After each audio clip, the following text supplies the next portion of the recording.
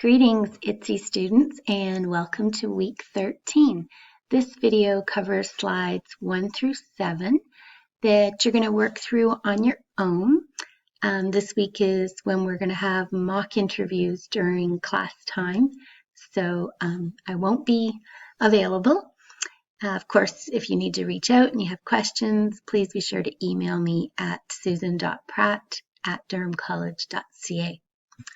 So working through these slides on your own, they have a little bit of information with the HR cycle. Now somebody's been hired, they've looked at their resumes, they've posted the job, they've looked at the resumes, they've done the hiring panel, they've reached out and hired somebody. So now what happens?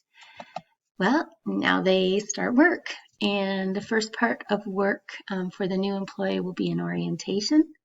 And the first few days, weeks, and months that they work is probably called the probation period. So what happens during the orientation? Well, depending on the size of the organization, if it's just a 1 or 2 person business, it'll be a lot different than if it's a larger organization, with dozens of people or hundreds of people. But if there was an HR department, then somebody from HR will do a little bit of an orientation, either your first day, or maybe the new employee will go in before their first day and they'll meet. And what HR will do is they'll give them an orientation to the company, the organization. So general information that applies to everybody that works at the business. So they'll talk about things like the company dress code, if there is one. They might, especially in IT or places where you're going to be using IT, they'll talk about the acceptable and safe use policy for computers and networks and any hardware that you may be issued. They'll make sure that the new employee is aware of the company's strategic plan, what their goals and objectives are.